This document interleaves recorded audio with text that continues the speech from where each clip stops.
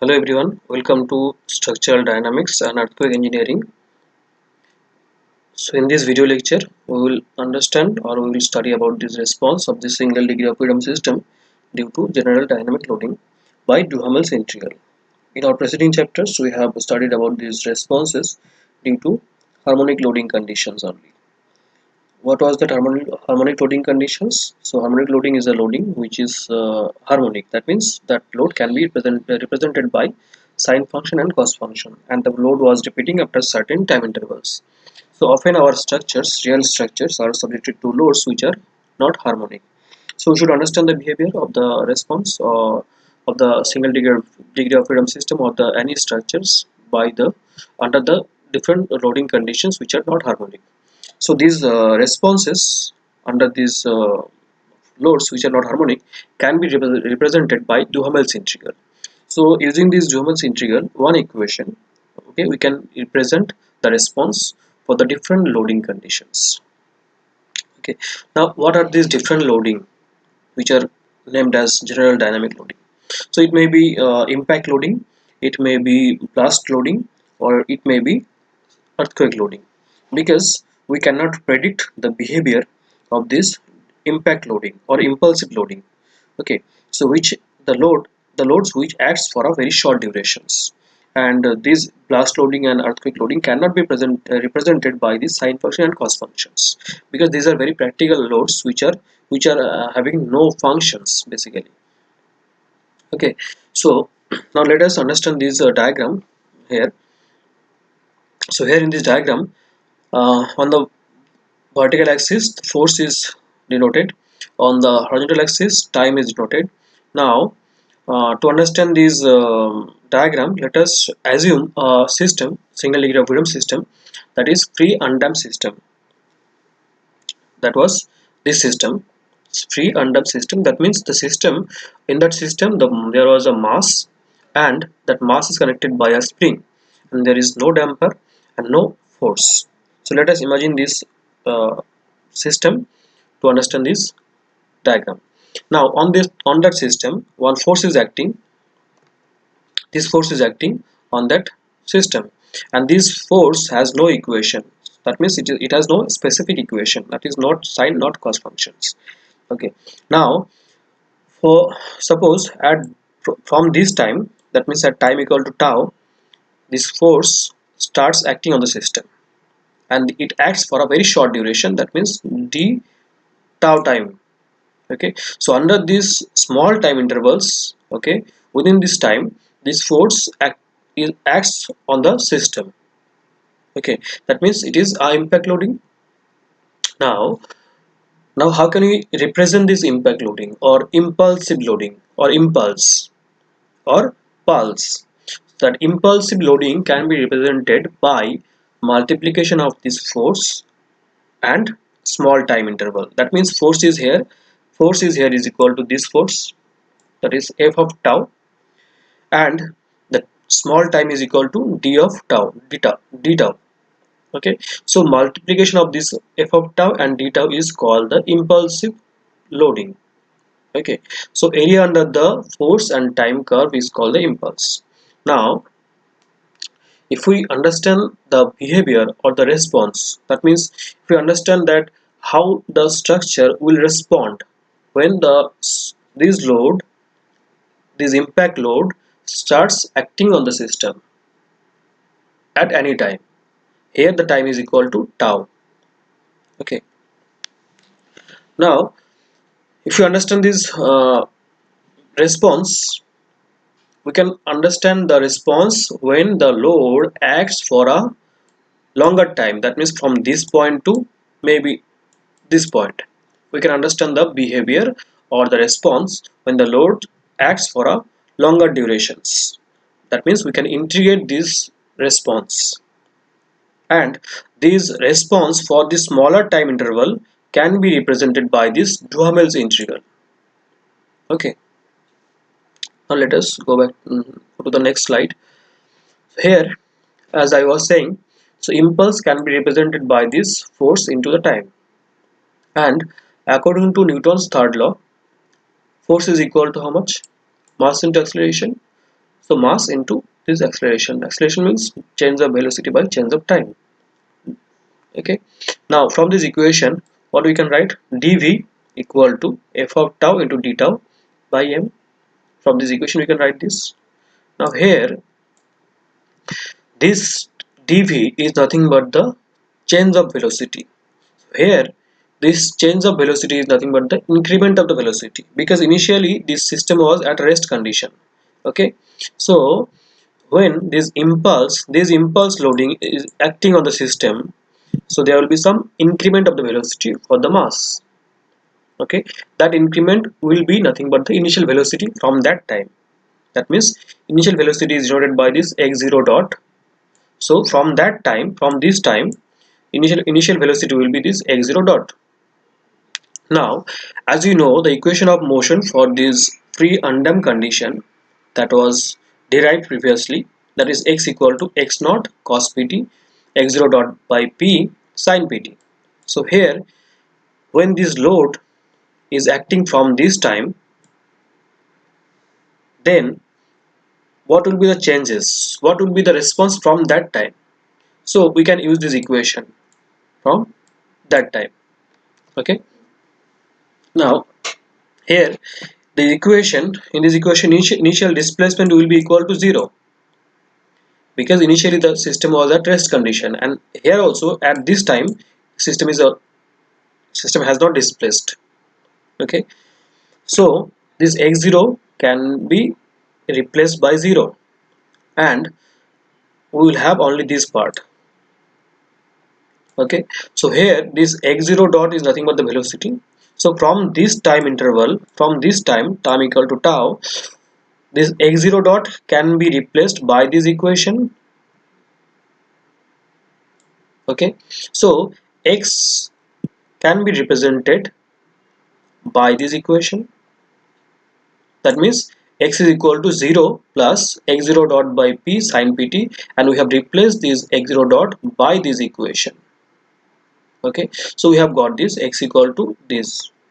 Now this equation will be for the motion, equation of motion for this free undamp condition, when the this system or the single degree of freedom system is acted by this impulsive load. So x is equal to this. Now here we have to do some small modification, because we are counting the time from this tau. Okay, so our time will start from tau. So suppose we are here at this point, so we are here at any instant of time. So what will be this time? So this time can be represented by this small interval, that means t minus tau, because total time is equal to t and this time is equal to tau. So this small time from this point to this point, the time will be equal to t minus tau. So we have to replace this small t here by t minus tau.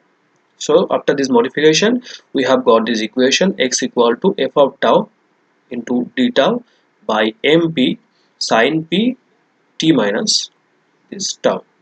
So this equation will be valid when we apply the impulsive load. So from that instant, when this impulsive load is acting on the system, from that instant this equation will be valid to express the equation of motion for this mass. Okay, now so if we need to find out the response of the single degree of freedom system due to this total loading history, so then in that case we can integrate that equation to find the total response due to the total time. Okay, that in that curve, this total time can be divided into this small time zone or small time interval like this. So we have got this equation for this small time interval. So if we need to find out the response for the total time, we can integrate this from time equal to 0 to time equal to t. Okay, so we'll get the total response. Now this total response, so the total displacement at time t due to continuous action of force is given by this equation. So there should be a integration term here. Okay, because we have to integrate. Now this equation will be equal to x equal to this mp is taken out from the integration part, and that is equal to 1 by mp 0 to t f of tau sine p t minus tau d tau. So this equation is called the Duhamel's integral or convolution integral. So this equation can be used to find out the displacement for any impact loading or any impulsive loading. Okay. Now, if the initial conditions is not zero or are not zero, then the solution will be modified. Because in our previous equation, we have assumed that this system is at rest. That means initially the system is having a zero displacement and having a zero velocity. Okay, but from if the initial displacement is not zero and initial velocity is not zero, then we should not ignore this term. Means we have to start from this point. Okay, so so for that condition, when the initial conditions are not zero, we have to modify this equation like this. So we have just added, we have added this term with the integral, the Duhamel's integral. Okay, now if the viscous damping is included, so in the previous system there was no damping. So now if the system has damping, then we have to also modify the equations. So so when the damping is present, we can understand that this due to the damping, equation of motion is equal to this. Okay, and with this term, this p should be modified, because in case of damping system, p is modified by root under p square minus n square. So we will get this equation. So using this same one equation, after some small modification, we can use that equation for different type of cases. Okay, now let us understand the response of single degree of freedom system due to this constant force. So this system is actually single degree of freedom system because it is vibrating in this direction only, and this mass is connected by the spring and there is no damper, and suddenly on this system some force acts, that is force is equal to F0. So this force is acting on the system. Now what will happen when suddenly this F naught force starts acting on the system, and that force remains constant for throughout the time. Okay, so as you know, this is the integral equation to express the response. Okay, so this here f of tau is equal to nothing but this f0. So we have to replace this f0. So f0 is nothing but the constant force, so it is not variable function. So this f naught can be taken out from the integration. So f naught by m p square, because if we integrate this sine p into t minus tau, then we will get this cos p t minus tau. So after putting this value, okay, so you will get this f naught by k 1 minus cos pt. Now here this mp square is represented by this k, because you all know k is equal to mp square. Okay, and this f naught by k is equal to delta st, because static displacement. This is nothing but the static displacement. So from this equation we can find the dynamic load factor also, because x by this delta st is equal to the dynamic load factor. So that is equal to dlf is equal to 1 minus cos pt. And from this equation we can also find the maximum displacement due to the constant load for this system. So this is the displacement versus time graph. So here you can see, so this is the equation of the displacement. So the maximum value of cost function is equal to -1, and the least value is equal to -1, and maximum value is equal to +1. So if we put the -1, then it will be 1 plus 1, so 2. So maximum, it will give you the maximum displacement due to this constant force. Okay, and if the maximum value of this cos pt is put here, then 1 minus 1, that will be 0. So that will give you the least uh, displacement for this system under this constant loading. So maximum value is equal to 2, and least is equal to 0. So this maximum displacement is equal to 2 into delta st and least equal to 0. So also you can understand the max dynamic load factor. So maximum dynamic load factor will be equal to 2 from this equation, because it is nothing but the ratio of this dynamic displacement by the static displacement. So that is equal to 2. Maximum is equal to 2 and minimum is equal to 0. Also, one thing should be noticed, because as we all know that when suddenly a force starts acting, stress also becomes double. Okay, and if the load is acting gradually, so compared to that case, when the load is acting suddenly, then the stress becomes double. Here also due to that gradual load, what is the displacement, that is delta st, and due to the dynamic load, that means the suddenly applied load, the displacement becomes double, that is here. Okay, so next is response due to rectangular load. So that means you can see this diagram. That means in this curve, that means response due to response due to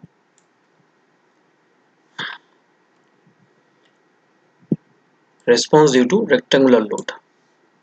So here you can see on that system, one force is acting, that force is equal to F0, and this force is acting constantly up to time Td. After Td, the force becomes 0. Okay, so this type of load can be said as rectangular load. Now, what will be the response due to this rectangular load? So to understand this response due to this rectangular load, we can divide this response into two time range. One is up to time Td and another is after time Td. So first is 1, that is T less or equal to Td, that is equal to x of Td is equal to f naught by k 1 minus cos ptd, because this is nothing but the previous case when the load is acting at a constant rate. That means load is constant for a particular time. So that equation can be used. So that equation was this. So we have just directly used this equation and we have replaced this time by Td, and we can find the velocity also. If we take the derivative of this equation, we can get the velocity for this loading. Okay, so this is the velocity. Now for the second range, how can we find this displacement equation? So that is very interesting, because for the second range, the velocity and the displacement of the first range will be the initial condition, because when the time enters this Td, and after this Td, the result of up to this, that means for the first range, the result is xtd, and this xtd dot will be used for the second range. Okay, now so we can say that for the second range, the initial conditions are not zero, right? So we can use the equation, this equation we can use total equation, because this equation is applicable when the initial conditions are not zero. Okay, so for the second range, initial conditions are not zero, because initial conditions of the first range will be used for the second range. So we have to use this equation. Okay, and on the second range, this force f of tau will be equal to 0, because there is no force after time Td. So this will be equal to 0. Okay, so there will be only this part, so you have to use this part only, and in this part x0 will be replaced by the displacement of the previous range, and x0 dot will be replaced by the velocity of the previous range. Okay, so we can get this equation. Okay, and in the time, in place of time, it will be t minus td, because for the second range time will be counted from this td time. Okay, so that's why this equation you will get. And in this equation, if you replace this xtd by this part, and xtd dot by this part, okay, so you will get this equation: x is equal to f naught by k, and this. Okay, there will be a third bracket here. Now this f naught by k is nothing but the static displacement. So here also you can get the dynamic load factor by finding the x by this delta st. That will be only this term. And for time t less than td, the TLF will be this xtd by this delta st. That means equal to, the DLF is equal to 1 minus cos ptd, right? Now, so here you can get this definition of the dynamic load factor. And dynamic load factor for the first range is equal to 1 minus cos pt, and for the second range it is equal to this, so third bracket. And if we express this time, means this time, as a dimensionless parameter, okay, so how can we do that? So if we replace this p by 2 pi by t, okay, then you will get this equation. And in this equation there is a term t by capital T. So this is the ratio of the two time, that means it will be dimensionless. So DLF is expressed in terms of dimensionless parameter. Okay, for this equation is valid for t less than or equal to td. And this equation, in this equation, that means this and the second equation, here also we have to replace this p, so you will get this equation. So this equation, this t by capital T is there, so that means it is a dimensionless parameter, and this td by t also dimensionless parameter. Now if we draw a curve of this dynamic load factor versus td by t, okay, td by t versus dynamic load factor, then you will get this curve. And from this curve you can easily claim that this dynamic load factor does not depend on the time. Okay, as long as this td by t is less than 0.5, okay, this dynamic load factor remains fixed or constant. And so the time, total time, does not affect the dynamic load factor. So if we are finding the dynamic load factor for this rectangular load, and that load is acting for a certain time interval, that means td, and we are finding the response for infinite time, so the infinite time does not matter on the response, because until this td by t remains 0.5, okay, the dynamic load factor will be the maximum one. Okay, so this is the maximum value here you can get. So for time td by t less than 0.5, you will get the maximum DLF or dynamic load factor. So in the next assignment, you can do, or you can find the response due to the triangular load. Okay, so in the next session we will cover some numerical problem from this chapter by Duhamel's integral. And for this session, so this is the last slide. Thank you very much.